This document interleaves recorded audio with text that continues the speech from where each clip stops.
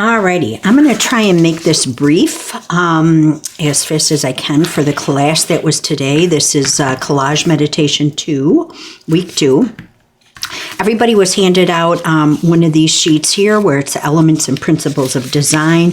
They can read through this and kind of get a better understanding of first the elements, it's the tools to make art, and then how to use those tools in making art. And then everybody was given one of this, a list of difference. This actually came from Nicholas Wilson.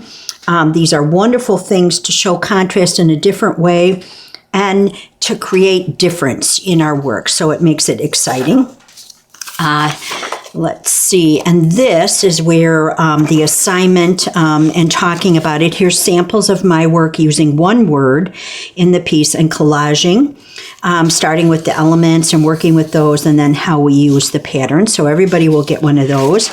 And then I also have here as some questions to ask ourselves when we're looking at our artwork to kind of evaluate it and to help us understand what we're doing, why we're creating it, and then where we need some improvement with it. So these are all things that'll be sent to everybody. So today we worked with, I made a large collage like this, just with the magazines, did some sanding back here of words, did some sanding here, textural sanding, and then I picked out some of my papers that I was going to use, and it ended up being something close to analogous colors. So that would be, the yellow, the orange, next to the greens, that might come in there in that one area. And I also picked one word, and that word is in. And I talked about where to place that as we were working with it. I like it here in this area. In as a word, come into the piece, versus I had it over here where the word in there, it was heading out that direction. So it was like in really being out, which you can also use that and play around with it. So as you can see here, there is some, after I've glued this down, there is some shadowing and shading that went on. I have some larger areas, playing with the colors, this red, how it's pulling through, the piece in different values. Here's the blacks pulling through there, grays, working with that. And then these yellow greens, working with those. So I have you staying within the composition quite a bit by the excitement of all these different colors, shapes, and sizes. Plus this little pattern here, bringing that in. So now what I'm going to do is I'm going to show we are to only pick one word, and then the images or the papers behind it necessarily don't have any image. Play with the color, play with shape that's in there. I also drew some lines in here, just playing with that line gives you that imaginary line, because I started off this piece with a vertical instead of a horizontal. So now this is as far as I'm going with this one here. I'm just going to set this off to the side, and now I'm going to come in with this one here. This is another word. It was a word blue, and I sanded it with sandpaper, and then I took a little bit of these crayons that I have here and a baby wipe, and I kind of wiped in some color. So I altered the word. Now what I actually showed too is using any kind of a paintbrush. This is one of these water brushes where it kind of holds the water and you kind of squeeze it and it kind of comes out. Okay, and then I have a Caran d'Ache crayon.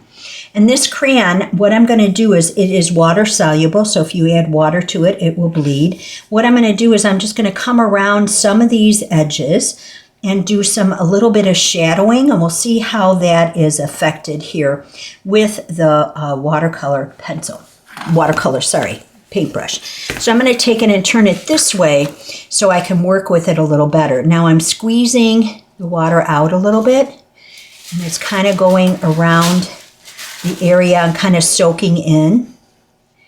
And you can get it to maybe pull out a little bit as you work it. So it shadows the papers. You don't have to do this. This depends if you want to add more depth to it. We already have the white, because it's torn, the white torn lines. Here I'm just going to kind of come in a little bit where that area is.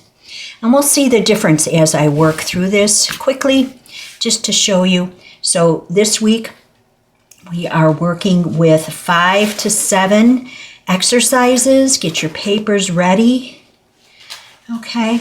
And sit for maybe 20 minutes to 30 minutes on each of these. We talked about making choices, our own personal choices here, and working with that. You can see how some of these papers, now the water is soaking in here. I have to be careful with that, but I am adding this in there. You could use markers, you could use watercolor, I guess you could do, but you know, it's kind of neat to have some of these other tools and play around with those and see how they are. Now I was just playing, this is a, I guess you would say closer to a monochromatic. Last week we were working with the grayscale, black and white, and the grayscale. And so now this is kind of a color study with the blue. And when you do that and use the hue or a color and stay within that color and pretend that you added a little black to it or a little white to it in here, it's a mono. It stays within that color, one color, and then you work with it that way, adding the light. And as you can see, the different variations of the blue that's going on here. So as you can see, there's some interesting depth here being formed just by this crayon. You can even use a charcoal pencil if you want. I'm going to just kind of turn this around a little bit and work with it that way. So we would like to see, like again, 5 to 7 of these. This week what we did is we went around to each person, each student's, and we just kind of looked at what, you know, everybody made, and just shared about that. Some of the things we learned, some of the things that we, you know, were a little stumped on, kind of work through some of those. Now this is kind of working into the blue area here, the edge of the paper. The black will kind of soak in a little bit. It's just adding some depth, like I said, around here. One of these. It is something that I do with my collages, is add some of the shadowing.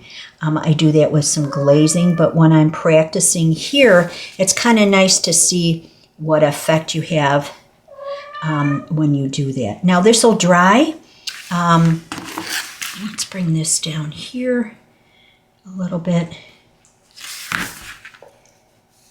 So this is still a collage, but then we're embellishing it just a little bit more in the piece. I'll go up here, across here a little bit.